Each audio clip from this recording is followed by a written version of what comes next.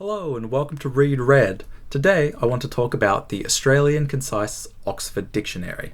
Now, those who have seen my channel before, you'll know that I'm no stranger to reading long, complex books, and so I've made videos on Gaddis's The Recognitions, on Wallace's Infinite Jest, on Pynchon's Gravity's Rainbow, and even on God's The Bible. However, I, like a lot of readers, have really heard and I knew about the kind of ominous aura that surrounded the dictionary, and like a lot of people, I'd put off reading it. I had it on my bookshelf for so many years, but I just never decided to actually take the plunge and do a cover-to-cover read, which is what a book as complex and as well crafted as this really does deserve. And yeah, I just finally decided now was the time. I wanted to see if it lived up to the hype, and I hope that you can see that by the sumptuous annotations that I've taken, I do believe that it was worth the hype. And after reading it, I was just compelled. I wanted to come make a video, talk about what the experience of reading this novel was like, and why I recommend it for everybody else. So, as is the case with all of my videos, I'm going to start by just talking general impressions, what the reading experience was like. I'm going to jump into some of my extracts so that you can see an example of what the really beautiful prose is like, that kind of reaches the soaring heights of Joyce and even sometimes into the transcendent banality of Beckett. I'm going to talk about even some of the limitations of a work like this, because as we've seen, a lot of works of this caliber that are just so big they can't help but have limitations. But yeah, let's get started. So I've got a couple of notes on this work. And I think it's fair to say that the general impression or the general idea of the dictionary, it would be that it falls into the category of an encyclopedic novel, right? I think that's a fair enough assessment. So it's coming out of the tradition of your Don Quixotes, of your Moby Dicks, even of some of the short novellas that were written by Samuel Johnson, who was really an early pioneer of this sort of genre. However, I would say that it's really come into just like reached its zenith, its maximum potential in this particular iteration. So the work is in fact so large that it was written by two people. It was written by Mark Gwynne and Amanda Laugessen. So already we're seeing that when we imagine works as infinitely vast as Joyce's Ulysses or something of that caliber, all of those things are still somewhat limited because they're able to be written by just one person, right? But a book like this is just, there was no way that all of this content could be contained within one mind. However, I do actually want to argue that there are some other categories that this book would fall into, and I would even argue that this could and should be considered a metafictional novel, because similar to works like Don Quixote or House of Leaves and a lot of those other great works, this book is very aware of the fact that it is a real book. It exists in the world. It has some intertextual references to itself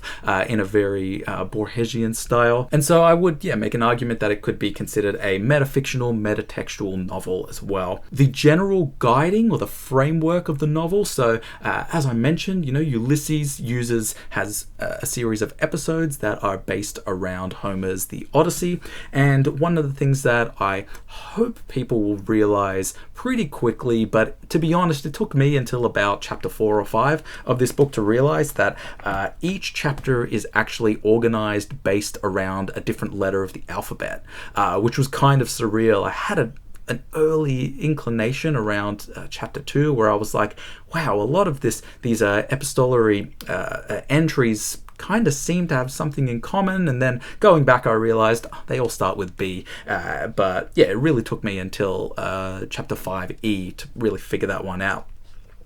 And so you're getting some ideas where there is some fun structural games that are going on. We're getting some Raymond Queneau, Oulipo style, or even some If on a Winter's Night Traveller, with just this playfulness that came into the composition of this work.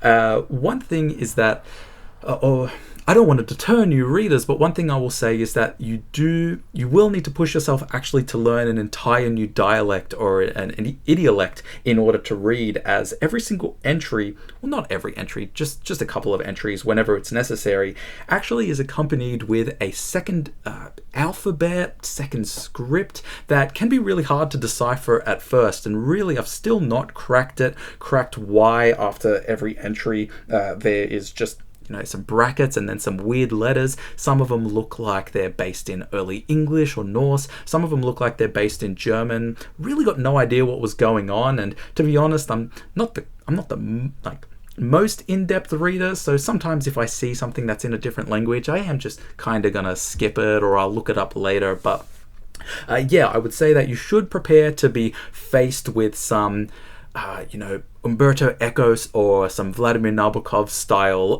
multilingual challenges in the work. If you're game enough to try and crack this cipher, then more power to you. As I mentioned, there's really a versatile range of prose that appears in the book, and so just reading from page 347, this is under the entry cyclostome. We have, just really think about the way the vowels are interacting in this short paragraph, just how beautifully each word is selected and how it sort of has a nice weight or balance in the middle of the sentence, and then it kind of tapers off in a nice, almost mellifluous lyrical way. So, cyclostome, noun.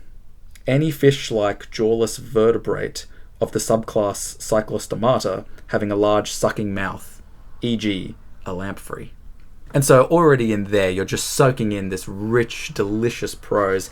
However, you do also need to be prepared, as I mentioned, to work through some Beckettian tedium. And so, for example, you will reach a section in page 962 where a lot of the entries have now been turned or warped or twisted on themselves. So now you're getting the negative or the inverse. So instead of just reading entries like acceptance, accessible, addictive, you're getting non-acceptance, non-access, non-addictive, nonagenarian, non-aggression, non-agon, non-alcoholic, non-aligned, non-allergenic, non-allergic, non-ambiguous. So you will need to kind of work through. There are definitely some tedious sections. However, they all lead to just this great climax at the end where you realize that all of a sudden you have this whole new perception, this understanding. It's like this great idea or this new awareness has been defined, and like you all of a sudden understand the meanings to a lot of things. It is always nice when a work of such immense magnitude comes from your home country, and so as an Australian, it was really pleasant to see or to have a form of representation in this book, even though sometimes it did expose some of my own preferences. But really, I think that is the point of great literature. It does force you to sort of confront your own biases and try to make yourself grow or adapt as a person. I'll start with an example that has some sort of positive representation, and then I'll jump to an example of maybe some negative representation. So on page 1193, we have the entry Redfern, and it is a suburb of Sydney, one stop before the railway terminus. But, coming from someone who was in the working class, who's, familiar with some vernacular, it was actually really nice to see this usage or this contextual example, which is get off at Redfern, which is to practice coitus interruptus. However, on the alternate, sometimes you feel just completely exposed and shattered by a work. So if we go to page 1639, we'll find the entry Westie, Australian colloquial derogatory, which is a resident of one of the western suburbs, especially of Sydney or Melbourne. But the sub entry is a person who is regarded as uncultured, lacking style, etc. And I'll just say, as a person who is a Westie, that's a goddamn hate crime, and I will not stand for this. I have two examples of some of the limitations that appear in the work, and I understand that this is already such an amazing work, and sometimes there are times where you just have to forgive some things slipping by. Miguel de Cervantes forgot to tell us when Sancho Panza's donkey got stolen, and here on page 388 we have an entry entitled Dictionary, which simply reads a book or electronic resource that lists the words of a language, typically in alphabetical order, and gives their meaning or gives the equivalent equivalent words in a different language, often also providing information about pronunciation, origin, and usage, which seems at first glance like a fair enough entry. However, if the authors really wanted to commit to just making this the most comprehensive work that it possibly could be, I really would have loved to see a Borgesian Library of Babel style, where I wanted to actually go to the dictionary, look into that entry, and then it had the whole dictionary once again printed, and then of course within that sub-dictionary I would go down, find the word dictionary within, and etc. However, unfortunately, of course, there's limitations to space and time, and so that sort of thing couldn't happen. I believe we can all agree that that would have objectively made the work better, but we just had to give up some limitations. And one more limitation: this is something that's just inevitable, and it's going to happen whenever you're writing a work up until a certain point. Of course, we try our best to sort of predict the future, but we can't always tell how well things are going to age. On page 341, just below the entries cunnilingus and cunning, we actually have the word cunt, and it reads colloquial, 1, the female genitals, 2, offensive, an unpleasant or stupid person, which is unfortunately just a factual error. Cunt actually means, it's actually an affectionate term, and it means friend, dear, colleague, co-worker, comrade.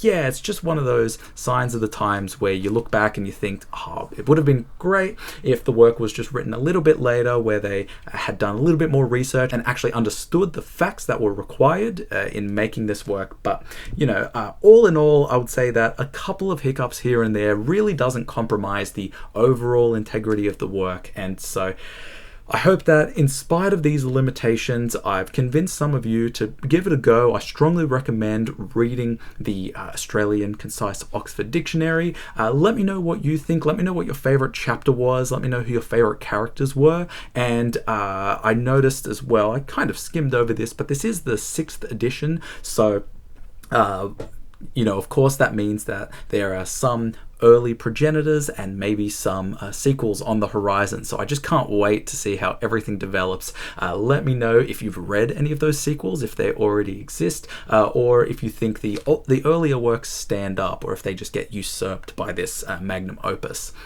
Anyway, thank you so much for watching. I hope you all enjoyed, and I'll see you in the next video.